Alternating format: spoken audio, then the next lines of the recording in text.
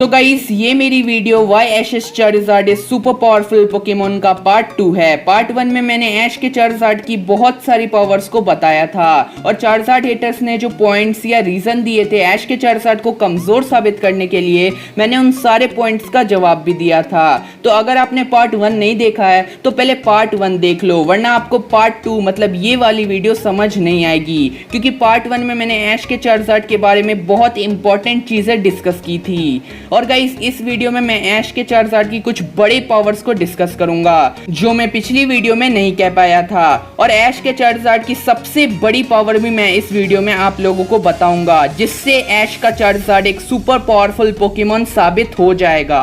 और वीडियो के आखिर में मैं तुम चार्जार्ड फैंस को दो बहुत ज्यादा जरूरी चीजें कहना चाहूंगा, तो इस वीडियो को एकदम आखिर तक देखना। तो चलिए वीडियो को स्टार्ट करते हैं। अब आता है एक इम्पॉर्टेंट पॉइंट, चार्सिविक वैली की ट्रेनिंग पे। अब कुछ चार्जार्ड हिटर्स कहते हैं कि चार्सिविक वैली में एकदम बेकार ट्रेनिंग होती है और चार्सिविक वैली में चार्जार्ड्स की सिर्फ फिजिकल स्ट्रेंथ बढ़ती है, वहाँ के चार्जार्ड की अटैकिंग पावर, ड्यूरेबिलिटी ये सब नहीं बढ़ती है। तो यार ये पॉइंट एकदम बेकार है चार्जार्ड हिटर्स का। मैं बताता हूँ चार्सिविक वैली के बारे में क्या बताया गया है चार्सिविक वैली वाले एपिसोड में। तो हमें उस एपिसोड में बताया गया था कि चार्सिविक वैली में इतिहास के सबसे बेहतरीन मतलब बेस्ट चार्जार्ड रहते हैं और यहाँ सालों से चार्जार्ड रहते हुए आए हैं। यहाँ के चार्जार्ड बहुत शक्तिशाली हैं, समझे। शक्तिशाली बनने के लिए ट्रेनर पे निर्भर नहीं रहते। और जिन चार्जार्ड हिटर्स को इंग्लिश नहीं आती, मैं उन्हें बता दूं, शक्तिशाली का मतलब पावरफुल होता है। स्क्रीन पे देखो, गूगल पे मैंने ट्रांसलेट भी कर लिया तुम लोगों के लिए जिनको इंग्लिश नहीं आती। और पावरफुल उन्हीं पोकेमॉन्स को कहा जाता है जिनकी attacking power, durability, battling skins ये सब बहुत ज्यादा अच्छी होती है। और जो सिर्फ फिजिकली स्ट्रांग होते हैं उनको स्ट्रांग बोला जाता है, उनके लिए स्ट्रांग वर्ड यूज होता है। बट चार्सिविक वैली के चार्जार्ड के लिए शक्तिशाली वर्ड यूज हुआ, और शक्तिशाली मतलब पावरफुल होता है। और सुनो क्या बताया गया था, अभी तो तुम्हें हार्ट अटैक आने वाला है। सारे चार्जार्ड एक दूसरे से फाइट करते हैं और खुद ही सारी चीजें सीखते हैं, खुद ही शक्तिशाली बनते हैं। तो जो चार्जार्ड हेटर्स ये कहते हैं ना कि लीजा उन चार्जार्ड्स को ट्रेन करती है, तो ये बिल्कुल गलत बात है। यहाँ के चार्जार्ड खुद ही एक दूसरे से फाइट करके पावरफुल बनते हैं। और सुनो, और बताया जाता है कि चार्सिविक वैली में ट्रेनिंग इतनी सख्त है और मुकाबला इतना कड़ा है कि चार्जार्ड्स खुद ही दुनिया के सबसे ज्यादा बेहतरीन मुकाबलेबाज बन जाते हैं। और यहाँ के चार्जार्ड का सिर्फ एक मकसद होता है, दुनिया के सबसे पावरफुल या शक्तिशाली चार्जार्ड बनना। समझ रहे हो ना तुम लोग? ये सब ऑफिशियल लाइन्स हैं, मैंने इनमें से एक भी लाइन खुद से नहीं बोला है। ये सारी चीजें एक एक चीज एपिसोड में बताई गई थी। और सुनो भाई, अभी खत्म नहीं हुआ है, और ये भी बताया जाता है कि यहाँ के चार्जार्ड का कोई मुकाबला नहीं। यहाँ के चार्जार्ड बहुत खूंखार, खतरनाक और डरावने होते हैं और इनका साइज बहुत ज्यादा बड़ा होता है। तो ये सब जो मैंने तुम्हें बताया ना, ये एक एक चीज मैंने जो तुम्हें बताई, ये सब हमें उस एपिसोड में बताया गया था। तो क्या यहाँ पे कोई बेवकूफ बंदा अभी भी बचा हुआ है जो अभी भी चार्सिविक वैली की ट्रेनिंग पे सवाल उठाएगा? और पता है क्या, ऐश का चार्जार्ड वहाँ के सबसे कमजोर चार्जार्ड के एक फ्लेम थ्रो से हार गया, और वहाँ के सबसे कमजोर और शांत चार्जार्ड ने भी बहुत बुरी तरह से ऐश के चार्जार्ड को मारा। वहाँ का सबसे कमजोर चार्जार्ड भी बहुत पावरफुल था और उसका फ्लेम थ्रोअर भी काफी पावरफुल था। अब यहाँ ऐश का चार्जार्ड तो बहुत बुरी तरह से पिट गया। और यार बता दूं, मैं तुम्हें याद दिला दूं, ऐश के चार्जार्ड ने मैगमार, पॉलीवार्थ और इलेक्टाबस को हराया है। तो यार ऐश का चार्जार्ड कमजोर नहीं था, उतना भी पावरफुल नहीं था, लेकिन कमजोर भी नहीं था, और वो बहुत बुरी तरह से पिट गया चार्सिविक वैली के सबसे कमजोर और शांत चार्जार्ड से। अब यहाँ हम ऐश के चार्जार्ड की जगह लियोन या अलान के चार्जार्ड को रख दें, तो क्या यार ये दोनों चार्जार्ड चार्सिविक वैली के उन खूंखार, खतरनाक और डरावने चार्जार्ड के सामने टिकेंगे? मानता हूँ सबसे कमजोर चार्जार्ड से नहीं पिटेंगे, लेकिन लीजा के चार्सिविक वैली के मॉन्स्टर्स, खतरनाक, पावरफुल, खूंखार, बड़े बड़े डरावने चार्जार्ड्स के सामने अलान या लियोन का चार्जार्ड बिना जी मैक्स के 1 मिनट भी टिकेंगे? आपको लगता है? लीजा के चार्सिविक वैली में मॉन्स्टर्स चार्जार्ड की कोई कमी नहीं है, और लीजा के चार्सिविक वैली में कोई ना कोई मॉन्स्टर्स चार्जार्ड ऐसा जरूर होगा जो इन दोनों के चार्जार्ड को अकेला मारेगा। भाई अगर तुम में थोड़ा भी दिमाग है ना, और तुमने वो एपिसोड देखा है या मेरी बातों को सुना है और समझा है, तो तुम भी मुझसे जरूर एग्री करोगे। और ऐसे चार्सिविक वैली से ऐश के चार्जार्ड ने 5 रीजन तक ट्रेनिंग की है। समझ रहे हो गाइस? मतलब समझ रहे हो? 1 मिनट के लिए सोच सकते हो। और अगर ऐश के चार्जार्ड ने चार्सिविक वैली के एक भी चार्जार्ड को नहीं हराया है, तो ये कैसे पॉसिबल है यार? कुछ लोग कहते हैं चार्जार्ड ने चार्सिफिक वैली के चार्जार्ड्स को हराया, इसका क्या प्रूफ है? अरे भाई ये कैसे पॉसिबल है कि 5 रीजन में एक भी चार्जार्ड को नहीं हराया ऐश के चार्जार्ड ने? कुछ भी मतलब। और अगर ऐसा है तो ऐश का चार्जार्ड हर बार पहले से ज्यादा पावरफुल बन के कैसे आता है? न्यू मूव्स लर्न करके कैसे आता है? लियोन या अलान के चार्जार्ड ने कभी भी किसी चार्जार्ड से फाइट नहीं की है। अलान के चार्जार्ड ने की है, लेकिन वो एक बहुत वीक चार्जार्ड से फाइट की है, जबकि ऐश के चार्जार्ड को दूसरे चार्जार्ड से लड़ने का बहुत एक्सपीरियंस है। ऐश के चार्जार्ड ने चार्सिफिक वैली के ओवर पावर्ड खतरनाक खूंखार चार्जार्ड से फाइट की है। ऐश के चार्जार्ड ने सुपर पावरफुल चार्जार्ड से फाइट की है, वो भी 5 रीजन तक चार्सिफिक वैली में। ऐश के चार्जार्ड को दूसरे चार्जार्ड से लड़ना और उन्हें डिफीट करना काफी अच्छे से आता है। ऐश के चार्जार्ड को पता है दूसरे चार्जार्ड से कैसे लड़ना है, कैसे दूसरे चार्जार्ड के अटैक को रोकना है, कैसे दूसरे चार्जार्ड के अटैक से बचना है, कौन से अटैक करने हैं अपोनेंट चार्जार्ड पे। और ऐश के चार्जार्ड की स्पीड इन दोनों चार्जार्ड से ज्यादा है। और यार ऐश के चार्जार्ड ने चार्सिफिक वैली से ट्रेनिंग कंप्लीट की है, मतलब यार उसने कम से कम 100 से 150 चार्जार्ड से तो कम से कम फाइट की होगी चार्सिफिक वैली में। और ये 100 से 150 चार्जार्ड सारे के सारे ओवर पावर्ड होंगे। और ट्रेनिंग कंप्लीट करने का क्या मतलब होता है गाइस? ट्रेनिंग कंप्लीट करने का मतलब यही है कि ऐश के चार्जार्ड ने वहां के सबसे पावरफुल मॉन्स्टर्स चार्जार्ड को हरा दिया होगा और अब वो वहां का सबसे पावरफुल चार्जार्ड बन गया है, क्योंकि ऐश के चार्जार्ड ने चार्सिफिक वैली ज्वाइन ही इसलिए किया था ताकि वो दुनिया का सबसे पावरफुल चार्जार्ड बन सके। और तुम लोग भी जानते हो यार ऐश का चार्जार्ड कितना ज्यादा जिद्दी है, और लीजा भी ऐश के चार्जार्ड को चार्सिफिक वैली से ऐसे ही थोड़ी न जाने देगी। नो डाउट लीजा ऐसे ही थोड़ी न जाने देगी ऐश के चार्जार्ड को बिना किसी रीजन के। ऐश के चार्जार्ड ने जरूर कोई ऐसा काम किया होगा। वैसे तो यार इतने पॉइंट्स काफी हैं ऐश के चार्जार्ड को लियोन और अलान के चार्जार्ड से पावरफुल कहने के लिए, लेकिन मेरे पास एक और बहुत बड़ा प्रूफ है जो मैं आगे इस वीडियो में बताऊंगा। और जो लोग कह रहे हैं ना अभी भी कि चार्जार्ड की सिर्फ फिजिकल स्ट्रेंथ बढ़ी चार्सिफिक वैली जाके, तो भाई वो लोग सिर्फ और सिर्फ बेवकूफ लोग हैं, उनकी बात बिल्कुल मत सुनो। लेकिन फिर भी मैं तुम्हें प्रूफ दे देता हूँ। ये देखो कांटो के चार्जार्ड का फ्लेम थ्रोअर। इस फ्लेम थ्रोअर को पिजियोट ने अपने गस्ट अटैक से ही तोड़ दिया था, लेकिन जब जोटो रीजन में ऐश का चार्जार्ड वापस आया था सिर्फ एक रीजन की ट्रेनिंग करके, तब उसका फ्लेम थ्रोअर देखो। इस फ्लेम थ्रोअर ने पत्थरों को पिघला दिया। सिर्फ एक रीजन की ट्रेनिंग से ऐश के चार्जार्ड ने ही किया है। और उसके बाद ये देखो होइन के चार्जार्ड का फ्लेम थ्रोअर देखो, देख के ही पता चल जाता है भाई कि ये कांटो और जोटो दोनों के चार्जार्ड के फ्लेम थ्रोअर से ज्यादा पावरफुल है। और फाइनली भाई ये रहा यूनोवा के चार्जार्ड का फ्लेम थ्रोअर, जो अभी तक का सबसे पावरफुल फ्लेम थ्रोअर है जो ऐश के चार्जार्ड ने यूज किया है। अब पता है कुछ लोग क्या कह रहे थे कि अगर ऐश के चार्जार्ड का फ्लेम थ्रोअर पावरफुल है तो वो ऐश को फेंट क्यों नहीं कर पाता। अब इस पॉइंट से तो भाई मेरे सच में मन किया था कि अपना सर फोड़ लूं। अरे भाई जब ऐश का चार्जार्ड ऐश पे फ्लेम थ्रोअर यूज करता है तो ये देखो स्क्रीन पे देखो कितने प्यार से फ्लेम थ्रोअर यूज करता है। देख रहे हो मतलब कितने प्यार से ऐश का चार्जार्ड ऐश पे फ्लेम थ्रोअर यूज करता है। और सोचो अगर ये फ्लेम थ्रोअर स्क्रीन पे देखो, अगर ये फ्लेम थ्रोअर ऐश का चार्जार्ड ऐश पे यूज करता तो ऐश की राख भी नहीं बचती। इसके बारे में मैं 100% श्योर हूँ। तो भाई इसीलिए ऐश फेंट नहीं होता, क्योंकि चार्जार्ड उस पे प्यार से फ्लेम थ्रोअर यूज करता है। और हाँ गाइस ऐश के चार्जार्ड की बैटलिंग स्किल्स भी कमाल की हो गई है चार्सिफिक वैली से ट्रेन करने के बाद। और ये बात तो आप जानते ही हो, मुझे नहीं लगता मुझे एक्सप्लेन करने की जरूरत है। चार्जार्ड हेटर्स अब ये भी कहते हैं कि ऐश का चार्जार्ड जितना 5 रीजन में पावरफुल बना उतना पावरफुल या उसके आसपास तो ऐश का ग्रेनेंजा और ऐश का इन्फर्नेप एक रीजन में बन गए, तो फ्यूचर में वो दोनों ऐश के चार्जार्ड से ज्यादा पावरफुल होंगे। देखो मैं ऐश के ग्रेनेंजा या ऐश के इन्फर्नेप के खिलाफ बिल्कुल भी नहीं हूँ, मुझे दोनों ही पोकेमॉन्स बहुत ज्यादा पसंद है। लेकिन बात ये है कि फ्यूचर किसने देखा है, फ्यूचर में तो कुछ भी हो सकता है ना। हो गया ना इन्फर्नेप पोकेमॉन जर्नी के एपिसोड्स में कमजोर, हो सकता है ऐश के चार्जार्ड को मेगा एवोल्यूशन मिल जाए, तो यार कुछ भी हो सकता है फ्यूचर में। हम लोग कुछ नहीं जानते फ्यूचर में क्या हो सकता है, और हम अभी तक के स्ट्रॉन्गेस्ट या पावरफुल पोकेमॉन को रैंक कर रहे हैं फ्यूचर के नहीं, समझे? इसलिए फ्यूचर में मत जाओ। अब आते हैं ऐश के चार्जार्ड के ड्यूरेबिलिटी पे। तो यार ऐश का चार्जार्ड एक सुपर ड्यूरेबल पोकेमॉन है, और ऐश का कोई भी पोकेमॉन ऐश के चार्जार्ड के ड्यूरेबिलिटी के आसपास भी नहीं आता। और मैं ऐसा क्यों कह रहा हूँ मैं अभी बताता हूँ। तो यार चार्जार्ड्स की तो वैसे ही ड्यूरेबिलिटी काफी अच्छी होती है, और ऐश के चार्जार्ड ने तो चार्सिफिक वैली जाके अपनी ड्यूरेबिलिटी हद से ज्यादा बढ़ा ली। ऐश वर्सेस गैरी वाले मैच में सबसे पहले ऐश के चार्जार्ड ने गोलम के सुपर इफेक्टिव मैग्नीट्यूड अटैक को सहा, जिससे ऐश के चार्जार्ड को बहुत डैमेज हुआ। और फिर गैरी के ब्लास्टर्स ने अपना सबसे पावरफुल हाइड्रो पंप 10 सेकंड तक यूज किया ऐश के चार्जार्ड पे, और हाइड्रो पंप अटैक से ऐश का चार्जार्ड बहुत वीक था, फिर भी ऐश के चार्जार्ड ने 10 सेकंड तक उस हाइड्रो पंप को सहा।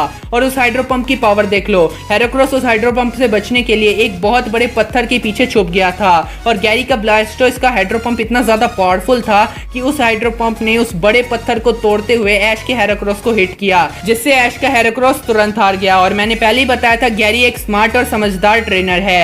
गैरी अपने हर पोकेमोन को बहुत अच्छी ट्रेनिंग देता है। जैसे उसने अपनी ईवी को इतनी अच्छी ट्रेनिंग दी कि ईवी ने एक स्कल बैश से ऐश के पिकाचू को हरा दिया। तो यार सोचो गैरी ने अपने स्टार्टर पोकेमोन को कितनी अच्छी ट्रेनिंग दी होगी। और यार इस ब्लास्टोइस के हाइड्रो पंप को ऐश के चार्जार्ड ने 10 सेकंड तक सहा और उसके बाद ब्लास्टोइस ने ऐश के चार्जार्ड पे स्कल बैश और बाइट अटैक भी यूज किया था और उसको भी ऐश के चार्जार्ड ने सहा। तो यहाँ पर तो ड्यूरेबिलिटी काफी ज्यादा अच्छी थी ऐश के चार्जार्ड की, लेकिन जब ऐश के चार्जार्ड ने 2 रीजन की ट्रेनिंग कंप्लीट कर दी थी चार्सेविक वैली से, तब ऐश के चार्जार्ड ने आर्टिक्यूनो से फाइट की थी और उस मैच में तो ऐश के चार्जार्ड की ड्यूरेबिलिटी बहुत ज्यादा अच्छी थी। उस मैच में ऐश के चार्जार्ड ने, मैं बताता हूँ, कितने सारे अटैक्स सहे थे और ऐश के चार्जार्ड को कितना ज्यादा डैमेज हुआ था। सबसे पहले ऐश के चार्जार्ड को आर्टिक्यूनो ने थोड़े ऊपर से गिरा दिया था। उसके बाद ऐश के चार्जार्ड पे आर्टिक्यूनो ने आइस बीम यूज किया था। अब कुछ लोग कहेंगे कि ऐश के चार्जार्ड को आइस बीम से डैमेज नहीं होता, तो आप ये बात भूल रहे हैं कि पॉलीवार्ड्स ने भी ऐश के चार्जार्ड को अपनी आइस बीम से जमा दिया था और उससे ऐश के चार्जार्ड को बहुत ज्यादा डैमेज हुआ था। तो ये तो यार फिर भी आर्टिक्यूनो का आइस बीम है। उसके बाद ऐश के चार्जार्ड पे आर्टिक्यूनो ने स्टील विंग यूज किया, जिससे चार्जार्ड को बहुत डैमेज हुआ। उसके बाद ऐश का चार्जार्ड बहुत ऊपर से नीचे गिरा। ये देखो स्क्रीन पे, इतने ऊपर से नीचे गिरा था ऐश का चार्जार्ड। ऐश के चार्जार्ड की जगह अगर कोई और पोकेमोन होता ना तो उसकी चटनी बन चुकी होती। फिर ऐश के चार्जार्ड ने आर्टिक्यूनो के सुपर इफेक्टिव वाटर पल्स को भी सह लिया, जबकि यार ऐश के चार्जार्ड वाटर पल्स से काफी ज्यादा वीक है क्योंकि water pulse water type attack है। फिर आर्टिक्यूनो ने ऐश के चार्जार्ड पे वाटर पल्स और आइस बीम का कॉम्बिनेशन अटैक किया। फिर आर्टिक्यूनो ने ऐश के चार्जार्ड पे वाटर पल्स और आइस बीम का कॉम्बिनेशन अटैक किया। उसके बाद ऐश के चार्जार्ड पे आर्टिक्यूनो ने स्टील विंग यूज किया, जिससे चार्जार्ड को बहुत डैमेज हुआ। तो यार इतने सारे अटैक सहे थे ऐश के चार्जार्ड ने एक मैच में, वो भी चार्सेविक वैली के आधी ट्रेनिंग से। और तब चार्जार्ड हेटर्स कहते हैं कि चार्जार्ड की ड्यूरेबिलिटी अच्छी नहीं है। और यही नहीं, मेरे पास एक और प्रूफ है जो इस वीडियो का सबसे बड़ा प्रूफ है और वो प्रूफ भी ड्यूरेबिलिटी पे ही है। पर उससे पहले मैं आपको कहूंगा कि आप आइरिस के ड्रैगनाइट की पावर जान लीजिए। मैं शॉर्ट में बता देता हूँ कि आइरिस का ड्रैगनाइट कितना पावरफुल है। आइरिस का ड्रैगनाइट क्रोकोडाइल से इसलिए हारा क्योंकि उसने आइरिस की बात नहीं मानी थी। जब तक ड्रैगनाइट आइरिस की बात मान रहा था तब तक ड्रैगनाइट क्रोकोरोक को बहुत बुरी तरह से मार रहा था। मुझ पे विश्वास नहीं है तो आप वो मैच ही देख लो। और ये देखो आइरिस के ड्रैगनाइट की अटैकिंग पावर, सिर्फ एक थंडर पंच से उसने बहुत बड़ा गड्ढा कर दिया था। स्क्रीन पे देखो।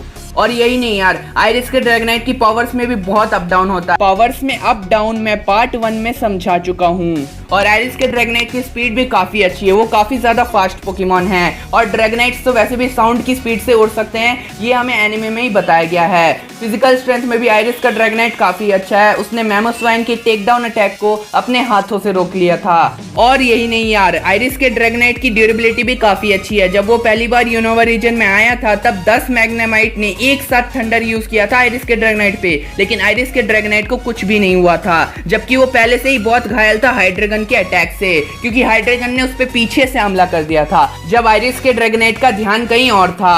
और आइरिस के ड्रैगनाइट ने एक हाइपर बीम, एक गंग शॉट, एक फ्लेम थ्रोवर, एक स्टोन एज और एक फ्लैश कैनन, इतने सारे अटैक्स को सिर्फ अपने एक फ्लेम थ्रोवर से रोक दिया था। तो यार आइरिस का ड्रैगनाइट नो डाउट हम उसे एक पावरफुल पोकेमॉन जरूर कह सकते हैं। और आइरिस का ड्रैगनाइट 2 जगह अपनी फुल पोटेंशियल में था। पहला जब वो पहली बार यूनोवा रीजन में आया और दूसरा जब उसने ऐश के चार्जार्ड से फाइट की। ऐश के चार्जार्ड से फाइट करते वक्त वो फुल पोटेंशियल में क्यों था वो मैं आपको अभी बताता हूँ।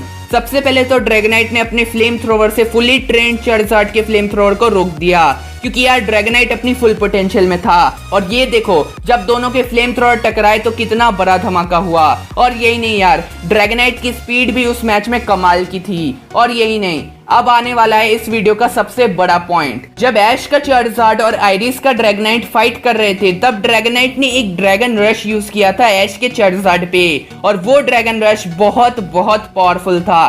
स्क्रीन पे देखो, ये छोटा सा चार्जार्ड है और ये रहा ड्रैगनाइट का dragon rush. Oh my God, Charizard जैसा बड़ा पोकेमॉन इस ड्रैगन रश के सामने कितना छोटा लग रहा है। चींटी जैसा लग रहा है चार्जार्ड। इस ड्रैगन रश में 700 से 800 चार्जार्ड्स आ जाएंगे। ये ड्रैगन रश हद से ज्यादा पावरफुल था, मतलब तुम सोच भी नहीं सकते कितना ज्यादा पावरफुल था ये ड्रैगन रश। ये ड्रैगन रश आइरिस के ड्रैगनाइट की जिंदगी का सबसे पावरफुल ड्रैगन रश था। ये देखो, ये होता है नॉर्मल ड्रैगन रश और ये है आइरिस के ड्रैगनाइट का सुपर पावरफुल ड्रैगन रश। और ये देखो ऐश का चार्जार्ड इसमें कितना छोटा लग रहा है। ऐश का चार्जार्ड चींटी जैसा लग रहा है। इसमें आराम से 700 से 800 ऐश के चार्जार्ड आराम से आ जाएंगे। और इतना पावरफुल ड्रैगन रश आज तक किसी भी पोकेमॉन ने यूज नहीं किया है पोकेमॉन एनिमे में। आप खुद ही देख लो यार, आपको इससे पावरफुल ड्रैगन रश देखने को नहीं मिलेगा। और ये देखो उसका एक्सप्लोजन कितना बड़ा था, पूरा स्क्रीन कवर हो गया। इसमें आराम से 7000 से 8000 चार्जार्ड आ जाएंगे। और ये एक्सप्लोजन बहुत बड़ा था। और उसके बाद आइरिस के ड्रैगनाइट ने ऐश के चार्जार्ड को नीचे जमीन पे गिरा दिया। और इतना ज्यादा पावरफुल, या मैं कहूँ हद से ज्यादा पावरफुल ड्रैगन रश को ऐश के चार्जार्ड ने सह लिया बिना किसी डैमेज के। और ऐश के चार्जार्ड को कोई भी डैमेज नहीं हुआ इस ड्रैगन रश से, थोड़ा भी डैमेज नहीं हुआ इस ड्रैगन रश से। तुम लोग मेगा सेप्टाइल और मेगा होंडूम को ऐश के चार्जार्ड से ज्यादा पावरफुल बोलते हो ना। अगर हम ऐश के चार्जार्ड की जगह मेगा सेप्टाइल या मेगा होंडूम को रख दे इस ड्रैगन रश के सामने, तो क्या इन पोकेमॉन की राख भी बचेगी? I mean, ये dragon rush normal dragon rush से 1000 गुना ज्यादा पावरफुल था। और इतने पावरफुल ड्रैगन रश को ऐश के चार्जार्ड ने बिना किसी डैमेज के सह लिया। अच्छा, क्या ऐश का कोई पोकेमॉन इसे बिना डैमेज के सह सकता है? ऐश का कोई भी पोकेमॉन बता दो भाई, मैं चार्जार्ड पे ही वीडियो बनाना छोड़ दूंगा। ऐसा ऐश का कोई भी पोकेमॉन है जो इसके बिना डैमेज के इस ड्रैगन रश को सह सकता है? या दुनिया का कोई चार्जार्ड है जो बिना डैमेज के इस ड्रैगन रश को सह सकता है? अलान का चार्जार्ड या लियोन का चार्जार्ड? थोड़ा भी दिमाग होगा ना तो तुम मेरी बात को समझ जाओगे कि मैं क्या कहना चाह रहा हूँ, समझे? मतलब यार अब तो कोई बेवकूफ इंसान भी समझ गया होगा कि ये ड्रैगन रश कितना ज्यादा पावरफुल था और ऐश के चार्जार्ड ने इसे बिना किसी डैमेज के सह लिया। अच्छा, अब कुछ लोग कहेंगे कि नहीं यार, ऐश के चार्जार्ड ने उसे सहा नहीं था, उसे ऐश के चार्जार्ड ने स्लैश अटैक से रोक दिया था। तो मेरे पास इसका भी प्रूफ है कि ऐश के चार्जार्ड ने उस ड्रैगन रश को सहा था।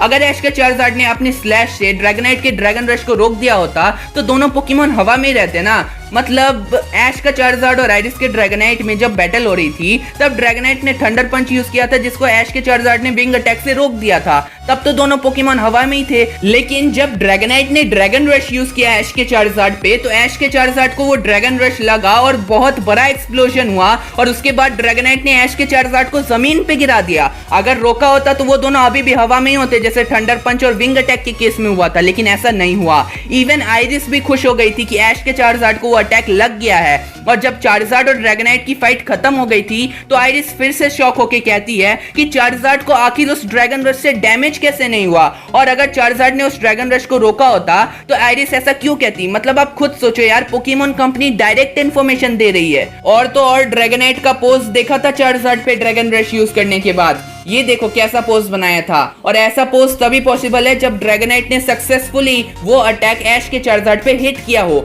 और यार अगर तुम्हें बल्बापीडिया पे भरोसा है ना तो वहां भी लिखा है even Dragonite's dragon rush was not able to hurt Charizard. अगर चार्जार्ड ने ड्रैगनाइट के ड्रैगन रश को रोका होता तो ऐसा क्यों लिखा होता? Even Dragonite dragon rush was not able to hurt Charizard. और ऐसा सिर्फ ड्रैगनाइट के ड्रैगन रश के लिए क्यों लिखा हुआ है? ड्रैगनाइट ने तो थंडर पंच भी यूज किया था ऐश के चार्जार्ड पे, उसके लिए तो नहीं लिखा हुआ ऐसा कुछ। तो भाई मैंने एनिमे और बल्बापीडिया दोनों से ये प्रूफ कर दिया है कि ऐश के चार्जार्ड पे वो ड्रैगन रश हिट हुआ था। और चलो मान लेते हैं, वैसे तो ये पॉसिबल नहीं है लेकिन मान लेते, फिर भी 1 सेकंड के लिए मान लेते हैं कि ऐश के चार्जार्ड ने स्लैश अटैक से उस ड्रैगन रश को रोका था। वैसे तो ये पॉसिबल नहीं है लेकिन फिर भी किसी तरह मान लेते हैं यार, ठीक है? तो अगर ये बात सच है कि चार्जार्ड ने ड्रैगनाइट के ड्रैगन रश को अपने स्लैश अटैक से रोका था तो मतलब ऐश के चार्जार्ड का स्लैश अटैक आइरिस के ड्रैगनाइट की उस सुपर पावरफुल ड्रैगन रश के इक्वल है। तभी तो रोका होगा ना स्लैश अटैक से ऐश के चार्जार्ड ने उस ड्रैगन रश को, जिस ड्रैगन रश में 700 से 800 चार्जार्ड आराम से आ सकते हैं। तो इस हिसाब से तो ऐश का चार्जार्ड सिर्फ 1 या 2 स्लैश अटैक में किसी भी सुपर पावरफुल पोकेमॉन को हरा देगा